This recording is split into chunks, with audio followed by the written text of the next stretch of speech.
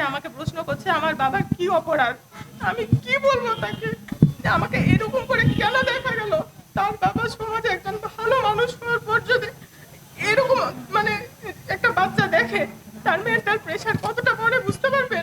এর পিছনে কিছু ষড়যন্ত্র, এগুলো হচ্ছে পরিকল্পনা, আগে থেকেই কিছু লোক পরিকল্পনা করে রাখছে।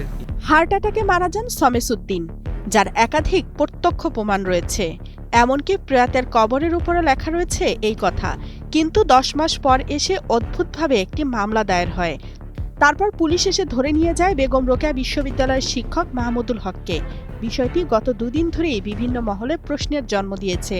ভুক্তভোগী সেই শিক্ষকের সন্তানদেরও প্রশ্ন, তাদের বাবার কি অপরাধ? জাতীয় বীর আখ্যা দিয়ে শমসুদ্দিনের কবরের উপর লেখা 2024 সালের 2 আগস্ট পুলিশ দেখে দৌড় দিতে গিয়ে তিনি স্ট্রোক করে মারা যান। এর ঠিক 10 মাস পর গত 3 জুন হাজিরহাট থানায় দায়ের হয় একটি হত্যা মামলা। বাদী দেখানো হয় প্রয়াতের স্ত্রী আমেনা বেগমকে। এই মামলায় মাহমুদুল হককে 54 নম্বর আসামি করা হয়। নিহত শমসুদ্দিনের স্ত্রী আমেনা বেগম ও তার ছেলে আশিকুর রহমান স্বীকার করেন তাদের বাবা পুলিশের ধাওয়া খেয়ে হার্ট অ্যাটাকে মারা গেছেন। মামলার আসামি 1 জন বা 2 জন নয়, 54 জন। তাদের চেনেনও না প্রয়াতের স্ত্রী অর্থাৎ বাদী। তিনি ও তার ছেলে স্বীকার করেন কাদের আসামি করা হয়েছে তা তারা জানেন না, কেবলমাত্র কাগজে সই দিয়েছেন। পরিবারটি মামলা করেছে পুলিশের কথা মতো, এমনটাই দাবি তাদের।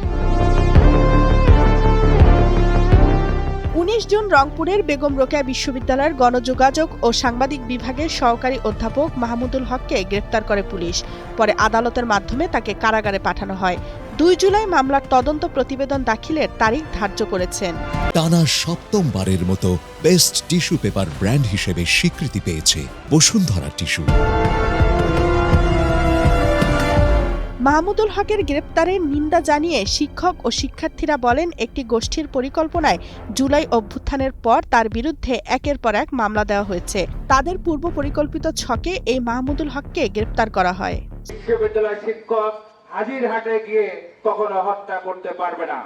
এইসব ঘটনা, এসব গ্রেপ্তারের মধ্য দিয়ে বিশ্ববিদ্যালয়টাকে অস্থির করার জন্য চক্রান্ত চলমান আছে। শুক্রবার দুপুরে বিশ্ববিদ্যালয়ের প্রধান ফটকের সামনে সাধারণ শিক্ষার্থীদের ব্যানারে বিক্ষোভ সমাবেশ হয়।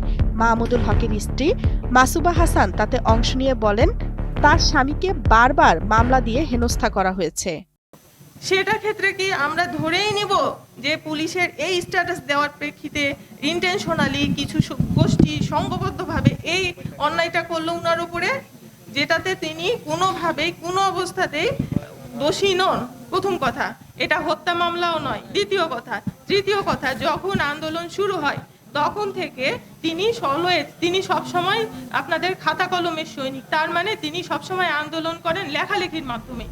মাসুবা হাসান ফেসবুকে স্ট্যাটাস দেন, তার হাজবেন্ড এরকম কোনো অপরাধের সাথে সম্পৃক্ত ছিলেন না, তিনি পুরোপুরিভাবে নির্দোষ। এটি একটি পরিকল্পিতভাবে সাজানো মিথ্যা মামলা।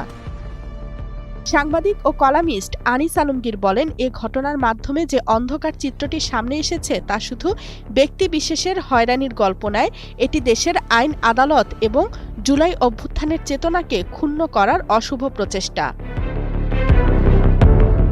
যুক্তরাষ্ট্রের center for experimental humanities Bard college visiting অধ্যাপক ফাহমিদুল হক জানান, তার সাবেক শিক্ষার্থী মাহমুদুল তৎকালীন উপাচার্য কলিমুল্লাহ বা শিক্ষক সমিতি নেতাদের অনিয়ম নিয়ে সোচ্চার ছিলেন। এজাহারের বর্ণনা তুলে ধরে অধ্যাপক ফাহমিদুল বলেন, মাহমুদুল হক কোনো হত্যাকাণ্ডের ঘটনায় যুক্ত হতে পারেন না, তিনি তার নিঃশর্ত মুক্তি কামনা করেন। একই দাবি উচ্চারিত হচ্ছে অন্যান্য মহলেও। তামান্না তাহসিন খান, কালের কণ্ঠ।